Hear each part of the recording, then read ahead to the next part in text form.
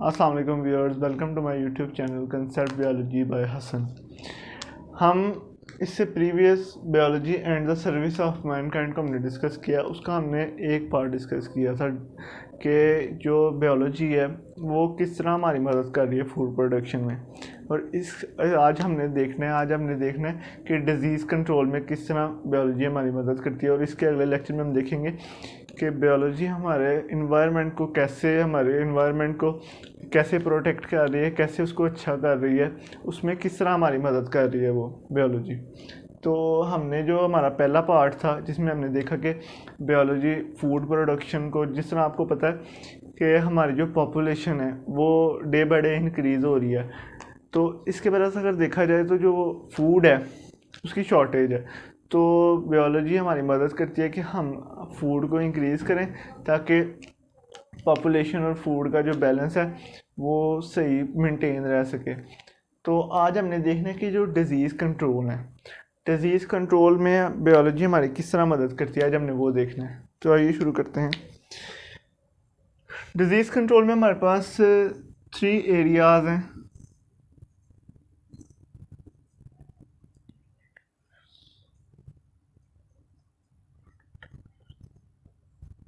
Protective measures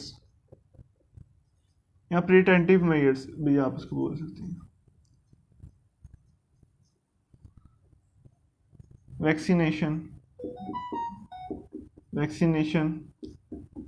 या immunisation भी आप इसको बोल सकते हैं, वैक्सीनेशन भी आप इसको बोल सकते हैं। और इसके बाद जो हमारा तीसरा पॉइंट है वो है हमारे पास वैक्सीनेशन प्रोटेक्टिव मेजर। हमारे पास जो तीसरा स्टेप है वो है ड्रग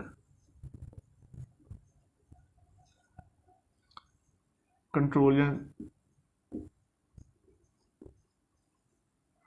जीन थेरेपी।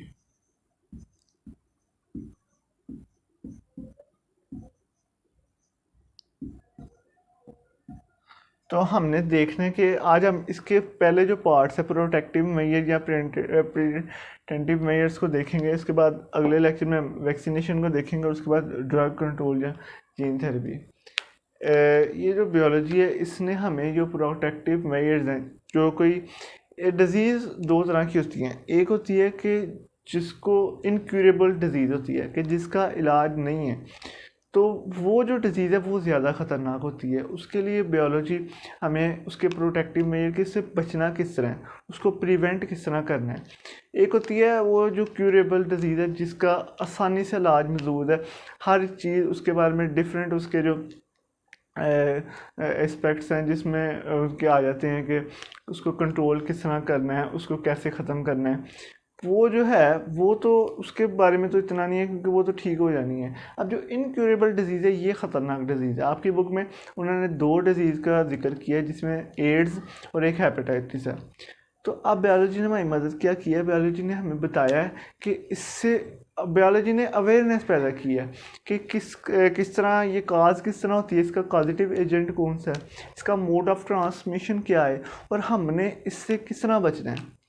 तो ये हमें बायोलॉजी ने हमारी मदद की है कि हमें बताया है कि आपने इस बीमारी से अपने आप को किस तरह बचाना है।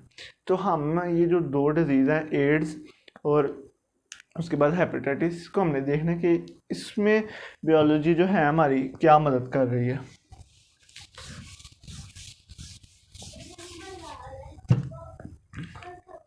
अगर हम देखें तो एड्स हमारे पास एक डिज़ीज़ है एड्स।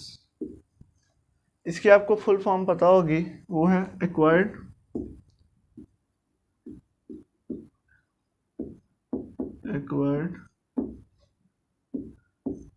इम्यूनो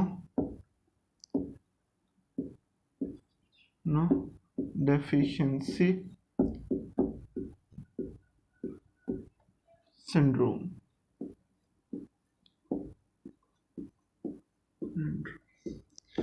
इसकी जो फुल फॉर्म है वो हमारे पास है एक्वायर्ड इम्यूनो डेफिशिएंसी सिंड्रोम। इसमें होता क्या है कि हम क्या करते हैं कि हम इम्यूनिटी जो हमारी है वो हमारी वीक हो जाती है। इससे इस जो डिज़ीज़ है वो हम इसका अगर देखें तो इस डिज़ीज़ का जो अटैक है वो हमारी इम्यूनिटी पे होता है, और इम्यूनिटी पे जब अटैक होता है तो हमें वो बीमारी या कोई और बीमारी बड़ी आसानी से लग जाती है। तो अब इसका कॉजेटिव एजेंट देखें तो इसका जो कॉजेटिव एजेंट है वो है HIV। HIV की अगर फुल फॉर्म देखें तो इसकी फुल फॉर्म है ह्यूमन इम्यूनो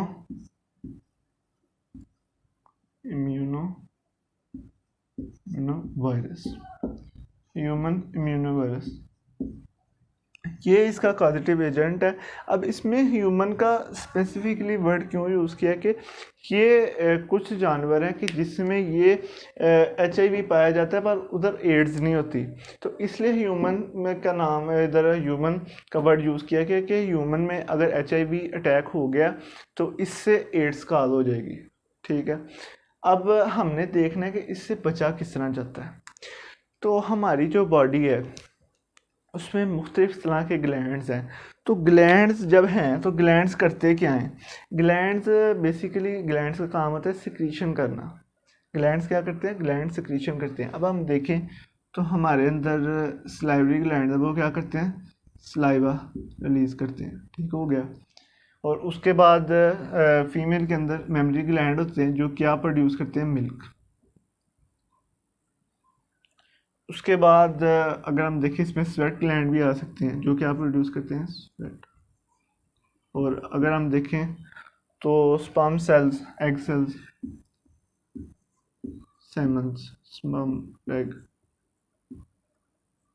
और ब्लड भी इसमें हम कह सकते हैं, ब्लड। अच्छा, अब होता क्या है कि अगर किसी इंसान में एड्स की जो डिजीज़ है तो उसके जो जरासीम है वो उसके सलाइवरी ग्लैंड में भी आ जाएंगे। ठीक है, उसके अगर फीमेल है, फीमेल के मिल्क में, तो अब सलाइवरी ग्लैंड से क्या होगा? तो अगर कोई इंडिविजुअल है, अगर उसका जूठे बर्तन है या पानी का गिलास उसने पिया है या वो कोई बात कर रहा है, कुछ चीज़ है, तो उसकी सलाइवरी ग्लैंड से अगर फ्लूइड बाहर निकलेगा तो उससे क्या होगा? उसके अंदर पॉसिबल है कि वो जो एच आई वी है, एड्स का जो पॉजिटिव एजेंट है वो मौजूद हो। अब उससे क्या होगा? उससे जो दूसरा इंडिविजुअल है उसमें आसानी से जो बीमारी है वो ट्रांसफ़र हो जाएगी एड्स की। मिल्क है, अगर मिल्क देखें तो जो न्यू बॉर्न बेबी है वो मिल्क पे फीड करता है फीमेल की। तो अब क्या, अगर फीमेल अफेक्टेड है तो उससे क्या होगा? इन्फेक्टेड है तो उससे जो वो बेबी है, बेबी जब मिल्क को पिएगा या खुराक के तौर पे इस्तेमाल करेगा तो उसके अंदर भी एड्स की डिजीज़ आ जाएगी। तो अगर हम देखें स्वेट ग्लैंड्स, तो स्वेट ग्लैंड में भी हो सकते हैं कि ये डिजीज़ हो, तो उससे भी ट्रांसफ़र होते हैं। अब कोई मेल है, उसको डिजीज़ है, वो अगर किसी फीमेल के साथ सेक्सुअल कांटेक्ट बनाए तो उससे जो स्पर्म है उसका ट्रांसफ़र होगा। तो उससे क्या होगा कि जो मेल के अंदर जो इन्फेक्शन थी, जो बीमारी थी, वो आगे से क्या चली जाएगी? फीमेल के पास चली जाएगी। तो इससे हमारे पास जो हमारा वो एड्स का वायरस है वो आगे ट्रांसफ़र होता है। अब अगर हम देख लें तो ब्लड ट्रांसफ्यूजन के ज़रिए भी ये ट्रांसफ़र होता है, ब्लड ट्रांसफ्यूजन के ज़रिए। अब ये नहीं है कि हर ब्लड ट्रांसफ्यूजन के ज़रिए ये एड्स का जो वायरस है वो आगे चला जाता है, दूसरे पर्सन में चला जाता है। अब इसके लिए जो खून दे रहा है किसी को, अगर वो इन्फेक्टेड है तो उसने कोई स्क्रीनिंग नहीं की, मतलब अपने जो टेस्ट नहीं है कि उसका खून सही भी है, उसके अंदर कोई बीमारी तो नहीं है, तो अगर वो चला गया, वो उसका खून जो है दूसरे इंडिविजुअल के अंदर चला गया, दूसरे इंसान के अंदर चला गया, तो क्या होगा कि जो एड्स है वो उसके अंदर दूसरे इंसान के अंदर भी चली जाएगी। अब अगर हम देखें तो कंटेमिनेंट सिरिंजेस के ज़रिए, अब अगर किसी हॉस्पिटल में या कहीं भी अगर सिरिंजेस इस्तेमाल की हैं, अगर वो स्टेरलाइज नहीं है, तो क्या होगा कि जो अगर इन्फेक्टेड पर्सन को सिरिंजेस लगी हैं, अगर वो ही सिरिंजेस से अगर सिरिंजेस लगी हैं उसको टीका वगैरह कोई चीज़ लगी है, तो अगर उसको वेस्ट नहीं किया एज इट इज़, किसी और को वो सिरिंज लगा दिए, टीका लगा दिया, तो क्या होगा कि उससे जो वायरस है वो आगे ट्रांसफ़र हो जाएगा। अब अगर मेल के लिए मेल वगैरह कटिंग करानी जाती हैं सलोन बार्बर के पास, तो क्या होता है कि उनके पास जो ब्लेड्स होते हैं वो अगर ब्लेड या उसका जो वो औजार होता है जिसके अंदर ब्लेड डलता है, अगर वो स्टेलाइज नहीं है, वो डिटोल से या किसी डिसइंफेक्टेंट से उसे वॉश नहीं किया हुआ, तो उससे भी क्या होगा कि जो दूसरा कटिंग कराने वाला अगर सेम ब्लेड यूज़ होगा और पहले वाले को अगर डिजीज़ थी तो दूसरे वाले को भी वो ब्लेड यूज़ किया, तो जो दूसरा इंडिविजुअल है उसके अंदर भी ये डिजीज़ आ जाएगी। तो अभी जैसे कोरोना वायरस आया था, तो उसमें क्या हुआ था, उसमें वो भी इनक्यूरेबल डिजीज़ थी, उसकी अभी वैक्सीनेशन नहीं आएगी, किसी को कुछ पता नहीं था कि इससे किस तरह मुकाबला करना है। तो उसकी प्रिवेंटिव मेजर से, प्रोटेक्टिव मेजर से हमने कि किस तरह बचना है, क्योंकि आपको पता है कि जो एहतियात है वो इलाज से बेहतर है। तो जो हमारे पास हेल्थ ऑर्गेनाइजेशन ने वो हमें वो जो SOPs जिसको हम कहते हैं वो दिए थे कि जो इन्फेक्टेड इंडिविजुअल है उससे 6 फीट का फासला आपने रखना है, ठीक है। अगर वो स्नीजिंग करेगा या छींक मारेगा तो उससे क्या होगा, मिलियन ऑफ कोरोना वायरस के जो मिलियन ऑफ कोरोना वायरस हैं वो उसकी बॉडी के बाहर आएंगे, और वो फिर अगर किसी के साथ बैठा हुआ है, किसी के साथ उसके इंटरेक्शन है, तो उसमें भी ट्रांसफ़र हो जाएंगे। तो हाथों के ज़रिए ये ट्रांसफ़र हो सकते हैं। अगर आपने किसी से हाथ मिलाया है तो वो जो बंदा इन्फेक्टेड था तो उससे भी आपके अंदर डिज़ीज़ चली जाएगी। और एयर के अंदर डिज़ीज़ है तो उससे भी आपको कोरोना वायरस हो सकता है। अब इन सब से हो क्या रहा है, इन सब से हो रहा है कि जो हमारा होस्ट है, उसका जो होस्ट है वो इंडिविजुअल है, अब उसकी क्या हो गई है, उसकी इम्यूनिटी जो है वो वीक हो गई है, उस इंसान की इम्यूनिटी वीक हो गई है। अब क्या होगा कि जो बैक्टीरिया है, अगर एक हेल्दी पर्सन के अंदर जो बैक्टीरिया हैं वो गए हैं, मतलब दोस्त बैक्टीरिया हैं, तो वो अंदर चले गए हैं, तो उन्होंने तो अगर इम्यूनिटी स्ट्रांग है तो उन्होंने तो कोई डिजीज़ नहीं करनी काज। तो ये अगर कोई इन्फेक्टेड इंडिविजुअल है तो उसके अंदर बैक्टीरिया गया, जो गुड बैक्टीरिया है, दोस्त बैक्टीरिया है, तो उसके अंदर क्या होगा, वो भी दुश्मनों वाला एक्ट परफॉर्म करेगा और वो भी बीमारी का देंगे, बीमारी काज कर देगा। जैसे इसमें एक गाना भी है, दुश्मन ना करे दोस्त ने वो काम किया है। इस तरह की सिचुएशन ना इधर भी आ जाएगी कि वो जो दोस्त बैक्टीरिया हैं वो अगर इंसान के अंदर गए हैं तो उन्होंने भी दुश्मनों वाला काम किया। तो इम्यूनिटी जब वीक होती है तो क्या होता है, वाइट ब्लड सेल्स को हम ऐसे भी कहते हैं कि ये हमारे फौजी हैं, कि कोई भी हमारे पास वो वायरस अंदर आया बॉडी के तो इससे लड़ते हैं। तो अगर वाइट सेल ही कम हो जाएंगे, इम्यूनिटी वीक हो जाएगी, तो फिर जो बैक्टीरिया, ऐसे बैक्टीरिया जो कोई कुछ कहते ही नहीं, अच्छे बैक्टीरिया, मासूम बेचारे बैक्टीरिया, तो वो भी अब आएंगे इंसान के अंदर, तो उससे भी क्या होगा, उससे भी डिजीज़ काज हो जाएगी। ये तो हमने देख लिया। अब हमारी जो अगली डिजीज़ है उसका नाम है हेपेटाइटिस। इसके आगे काफ़ी हमने डिटेल पढ़नी है, हेपेटाइटिस वायरस। तो ये जो है, ये हेपेटाइटिस जो है ये लिवर रिलेटेड डिजीज़ है, तो इसके लिए भी प्रोटेक्टिव मेजर वही हैं कि जूठे बर्तन, जो इन्फेक्टेड इंडिविजुअल है उसके बर्तन अलग कर दिए जाएं, तो जो दूसरे सही हैं तो उसके अलग कर दिए जाएं।